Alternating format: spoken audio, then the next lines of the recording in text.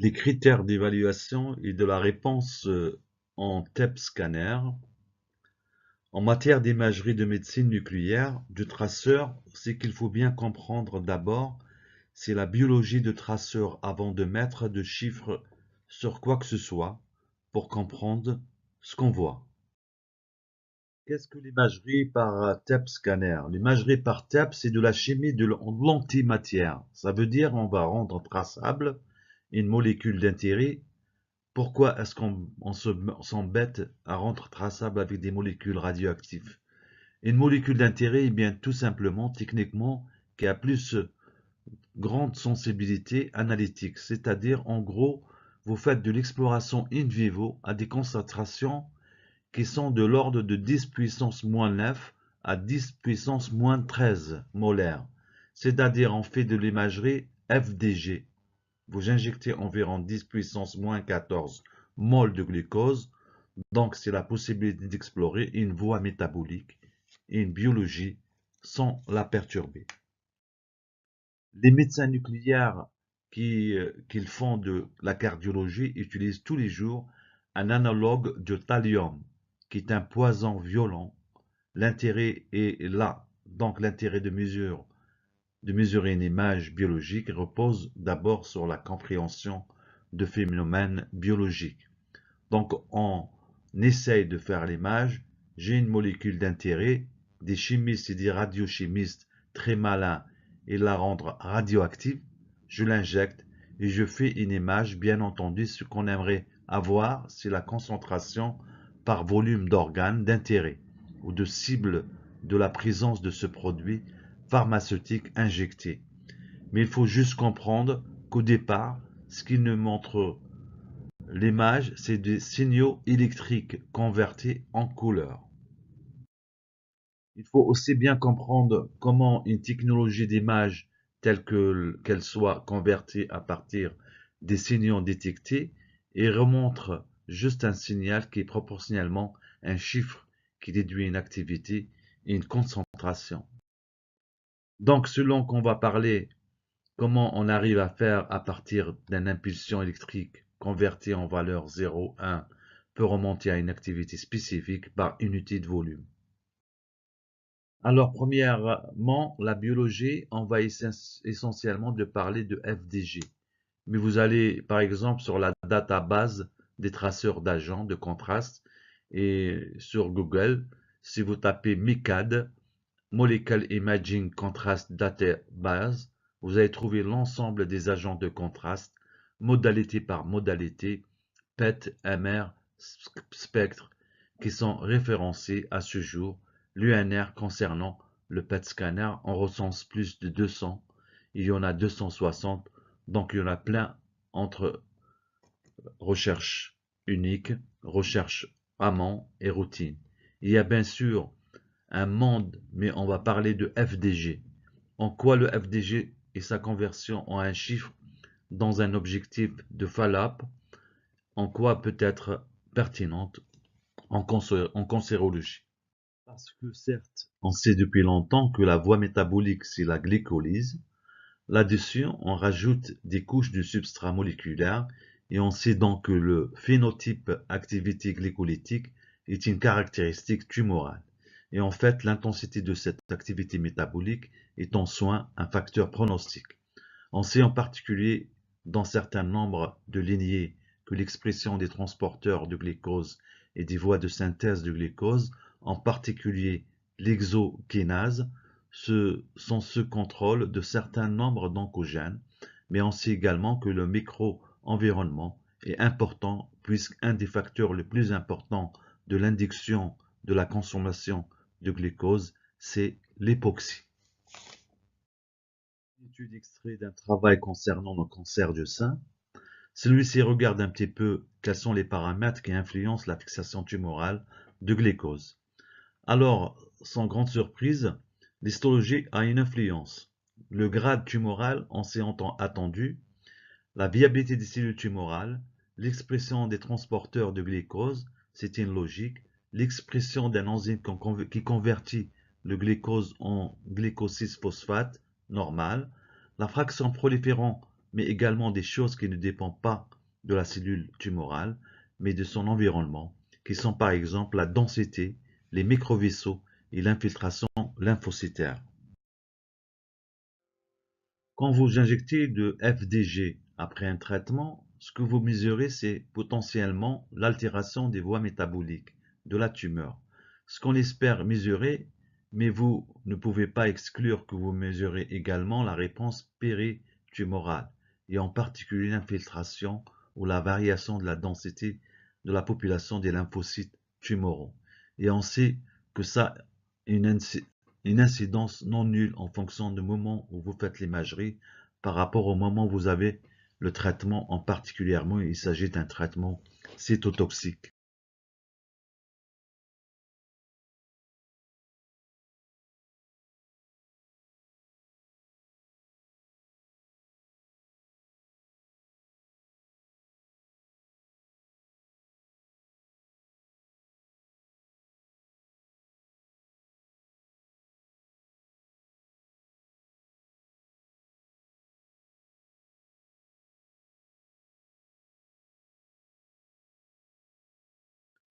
En médecine nucléaire, quand il faut le TEP, qu'est-ce qu'ils font souvent? Ils décrivent ce qu'ils voient. Je vois un, deux ou trois. Il est très intense, peu intense, alors soit hypermétabolique, soit hyperfixant ou non. C'est une analyse qualitative. Il y en a deux, il y en a quatre, il y en a zéro, parfait.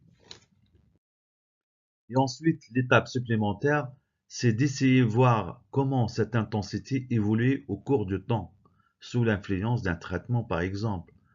Ici, par exemple, la variation de l'activité de la fixation tumorale, R radiothérapie, et donc là, bien sûr, on rentre dans une dimension qui n'est pas une dimension descriptive, mais c'est une dimension métrologique. Il s'agit de coller un chiffre sur une image et là, on ouvre un point de Pandore qui est comment je passe de l'expression visuelle en une unité de mesure, quelle est l'incertitude de ma mesure, quels sont les coefficients de variation, c'est rien d'être dit, c'est exactement les mêmes problèmes partout, reproductibilité intra ou inter-observateur, intermachine ou reproductibilité longitudinale. Description simple de dire aussi on arrive à peu près, là, ça devient compliqué, c'est d'écrire la variation dans le temps, et là, il faut bien faire attention, ce qu'on veut faire, et bien être conscient de ses limites. En allant de plus simple ou plus compliqué, et faire une description visuelle. Eh bien, tout le monde peut le faire, et bien entendu, non quantitative, ou soumis à des variations saisonnières. Et vous verrez, si vous avez touché les stations bêtes, par exemple, les stations de traitement d'image en médecine nucléaire sont très trisophréniques. C'est-à-dire, vous pouvez faire, en gros, qu'est-ce que vous voulez, varier le contraste, rien qu'avec la molette. Donc, les réponses complètes sont très faciles de les obtenir. Il suffit de juste toucher et donc l'opérateur est très intrusif dans la façon de voir les images. S'agissant de FDG, comment le décrivez? Vous le voyez ou vous le mesurez? On verra, il s'agit de traceurs d'analogue de glucose. Donc la glycémie est un paramètre à part contre, contre la cinétique, c'est-à-dire le temps qui sépare l'injection et la réalisation d'images. On est un. Et comme toutes les techniques d'imagerie, ces techniques d'imagerie sont soumises à un problème physique classique que c'est celui d'effet de volume partiel. C'est-à-dire, en gros, si l'image, c'est votre région d'intérêt, et en dessous de la fréquence échantillonnage, votre dispositif d'imagerie, vous avez typiquement ce qu'on appelle l'effet de volume partiel, qui va conduire à une sous-estimation significative des paramètres que vous voulez ou extraire, en gros faire d'analyse quantitative d'une petite maladie en doucin de pouvoir de résolution de l'imagerie. C'est juste perdre son temps ou pire, faire des bêtises. Semi-quantitative, donc le SUV, c'est quantitative, c'est très bien, il va rester dépendant de certains paramètres. Et on verra, il y a des situations où il faut, en gros, c'est ce qui a été montré tout à l'heure, c'est l'analyse cinétique. Et en fait, il s'agit de quoi?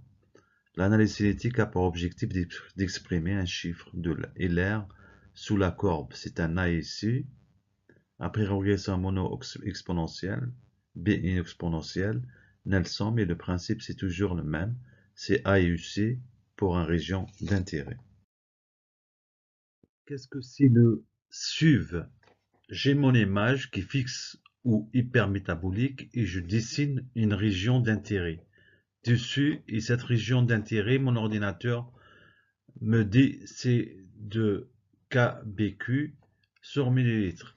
Très bien, j'ai bien en tête le mot et j'ai fait l'image par rapport à l'injection. Alors ça, il faut l'avoir en tête pour deux raisons. Parce que on a fait de l'imagerie de la biodistribution d'un traceur.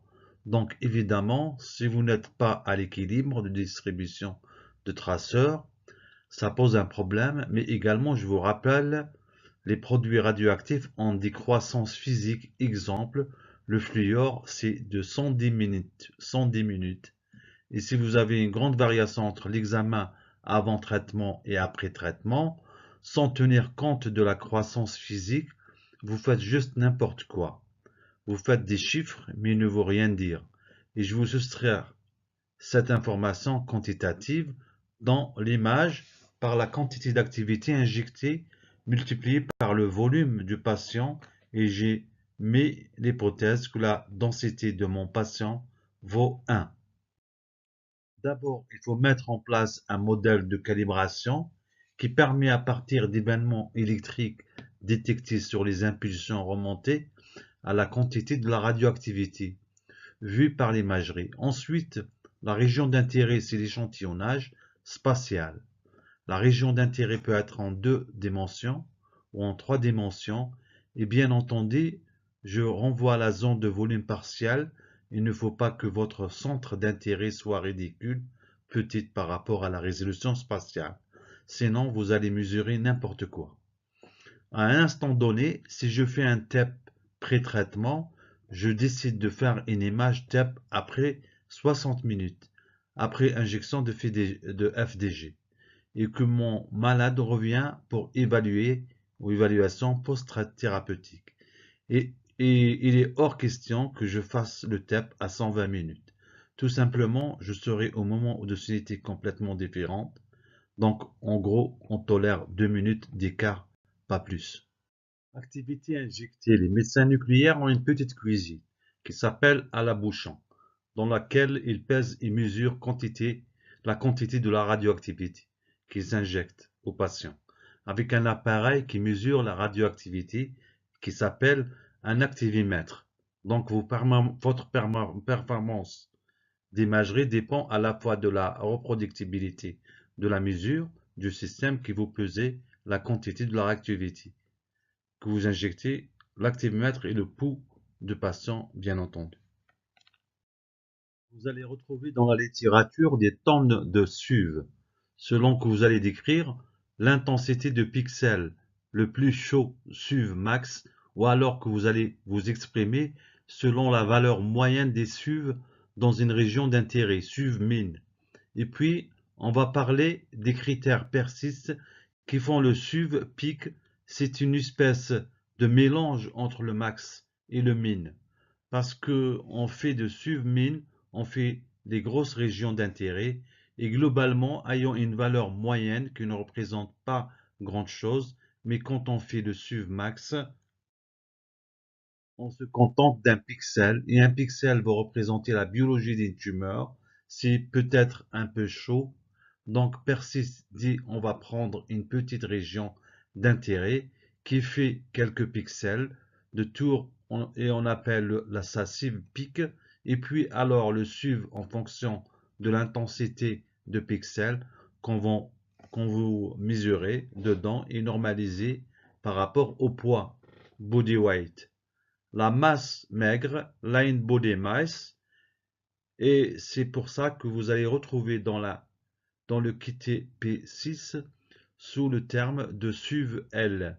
Et puis, il y en a d'autres, vous pouvez pondérer ça à la surface corporelle, tout simplement pour dire que probablement entre un, une seconde ligne joindre un biais international muscle qui fait 115 kg et un diabétique de 60 ans qui fait aussi le même poids, probablement on n'a pas affaire à la même biodistribution et à la même physiologie. Le pilier de la reproductibilité de TEP, ce n'est pas des choses très compliquées, c'est de vérifier que la montre de TEP et la montre de l'activimètre sont la même heure, parce que s'agissant de l'échantillonnage dans le temps, il faut avoir la même base de temps pour corriger la décroissance physique de produits, et vous allez voir que la montre de l'activimètre et la montre de TEP ne sont pas toujours bien réglées. C'est Windows qui gère le temps sur le PET et généralement ce n'est pas très top. Et le deuxième outil révolutionnaire, c'est un pèse personnel certifié médical. Et les malades qui ont fait l'évaluation pré- et post-thérapeutique, on a un poids qui change. Alors, quelles sont les incertitudes techniques et biologiques et physiques? Le facteur technique, on vient de le dire. La calibration, il faut que votre activimètre et votre TEP soient à la même heure. Qu'est-ce que j'ai injecté? Ça veut dire que je mesure ma seringue avant d'injecter. Et savoir ce que j'ai injecté, il faut que je mesure ma seringue après pour savoir ce que j'ai laissé dans ma seringue.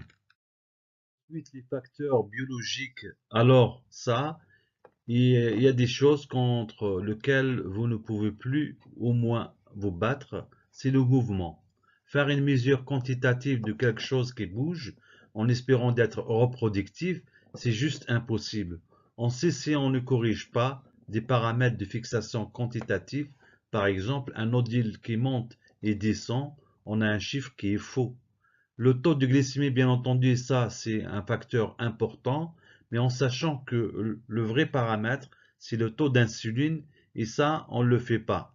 Il est souvent que même si vous faites des mesures quantitatives, votre traceur est limite. Il faut connaître la biologie du traceur.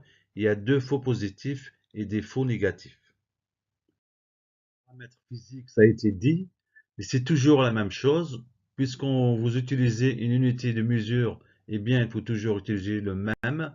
Donc, vous ne changez pas le paramètre d'acquisition et vous ne changez pas les paramètres de reconstruction. Vous gardez la même taille de la région d'intérêt et vous utilisez le même process de normalisation de SUV. Alors, par exemple, selon quelques séries, les facteurs de calibration varient d'environ 8% pour certaines études, et on voit pour certains le coefficient de recouvrement selon les équipes sont plus de 15%, et certains rapports rapportent la reproductibilité de contraste varie entre 26 et 40% selon les équipes. La reproductibilité d'intercentres, c'est toujours un problème délicat. Le saint graal de l'imagerie médicale, c'est quand il fait un signal, et nous, médecins nucléaires, c'est comment on place la zone entre ce qui est rouge, hypermétabolique ou hyper chaud, et ce qui n'est pas chaud, bleu. Donc il faut donner l'ordinateur, il faut lui donner les règles de contourage, mais c'est un vrai travail. Comment on fait pratiquement? Je prends un volume de fantôme et vous voyez ce petit fer, je l'ai rempli avec une quantité de radioactivité connue. Je mesure ma radioactivité, mesurée, et je fais ma courbe de calibration. Voilà comment on fait. C'est l'initiative de la Société européenne de la médecine nucléaire avec son programme ERL qui accrédite au niveau européen l'ensemble des centres, c'est-à-dire tous les mois, on envoie à ERL les manips et accréditer soit vous êtes bon ou moins bon, et au passage, il prend 1000 €. Et la deuxième chose, c'est l'interprétation standardisée, c'est-à-dire quand on fait une étude multicentrique dans laquelle le flow-up est important. Comment on fait pour avoir une réponse standardisée de tous les centres? Eh bien, il y a un système qui a été mis en place en collaboration avec une entreprise qui est la société SFMN, qui met tous les centres TEP en réseau. C'est particulièrement utilisé pour le suivi de lymphome. Cette preuve de concept qui marche pour le lymphome de Kyrgyz qui entre dans la dupliquer aux USA avec notre grande sœur, la Société américaine de médecine nucléaire.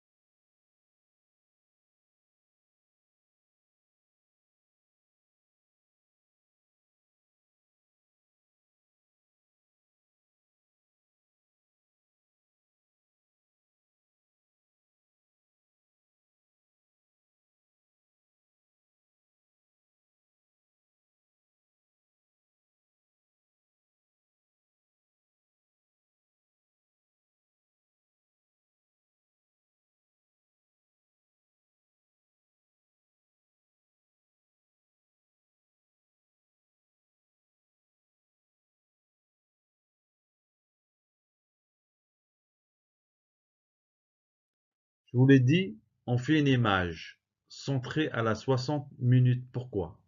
Parce qu'on ne met l'hypothèse que le produit pharmaceutique a atteint l'équilibre. Effectivement, si vous faites l'imagerie d'un biomarqueur, vous avez l'intérêt que le moment où vous faites la photo est à l'équilibre.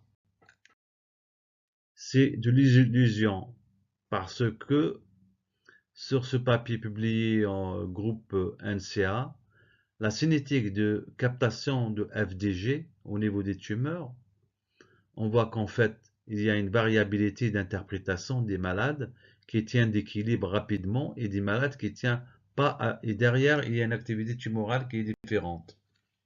Ça veut dire donc que dans certaines situations, l'analyse fixe à 60 minutes comme index d'activité métabolique, eh bien, il ne faut pas le faire.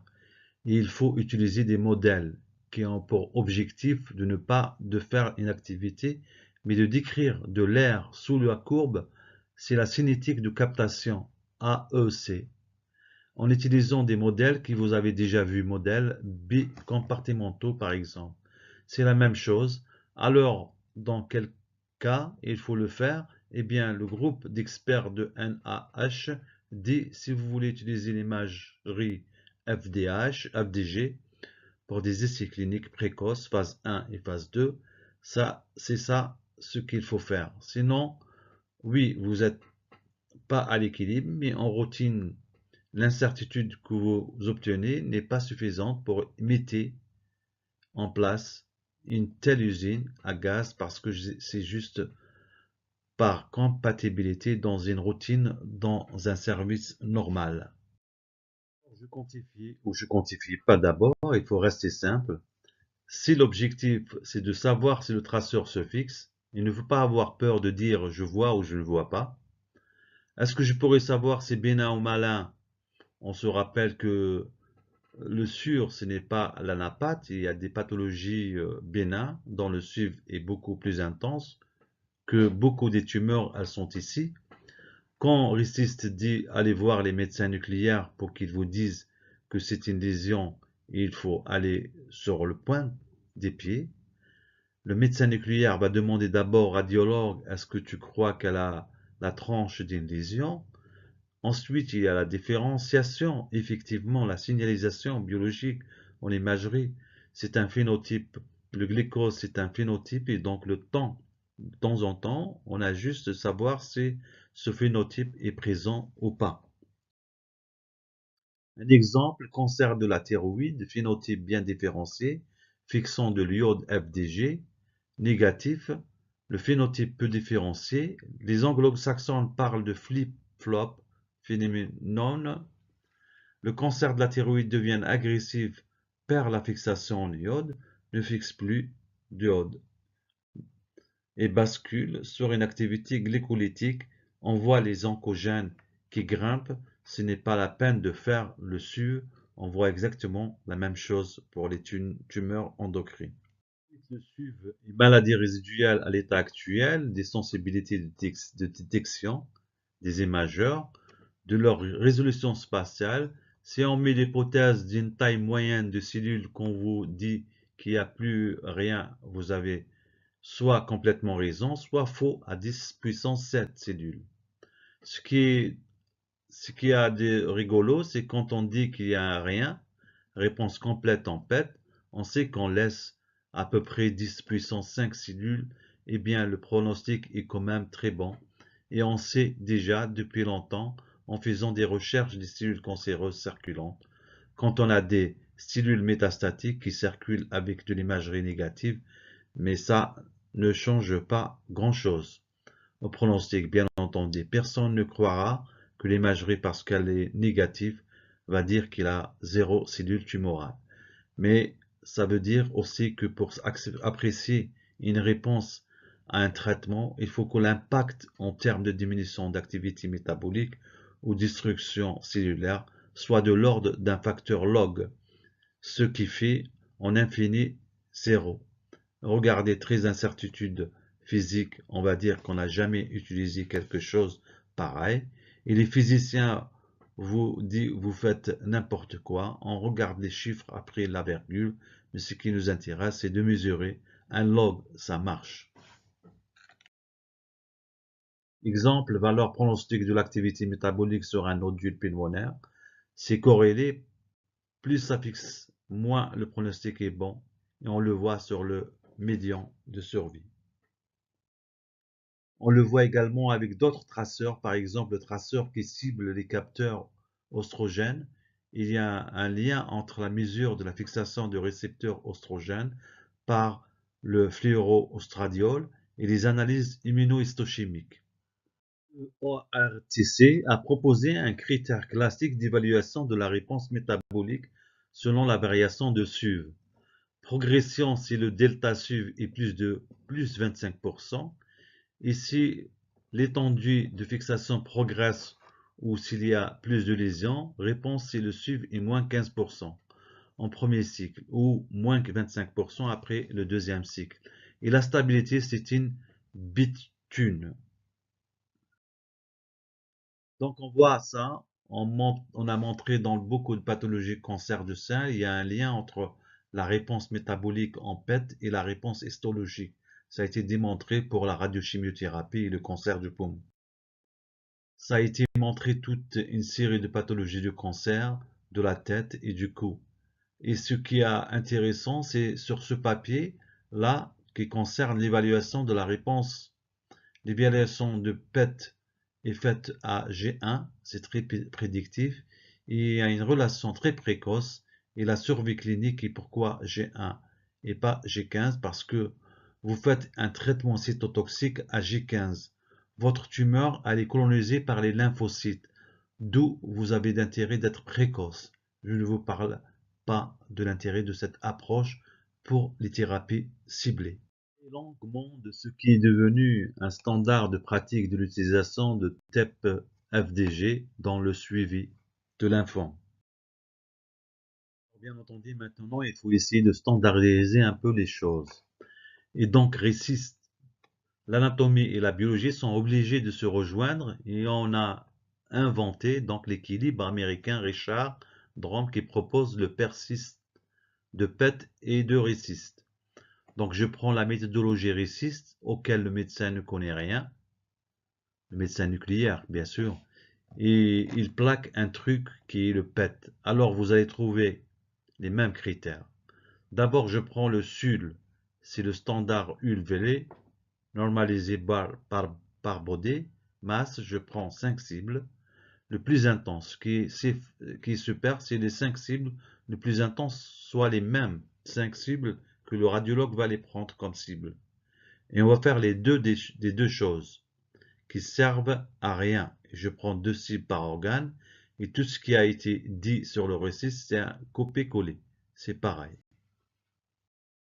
Donc je prends une région d'intérêt qui ne doit pas être très grande. Et si je prends une région très grande, c'est pour un pic.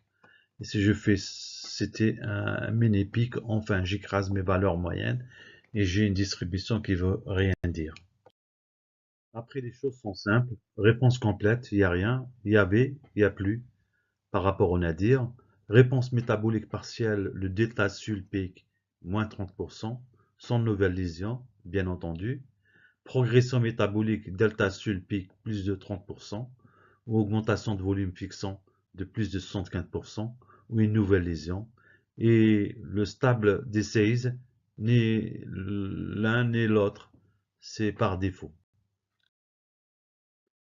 On parle des lésions non cibles.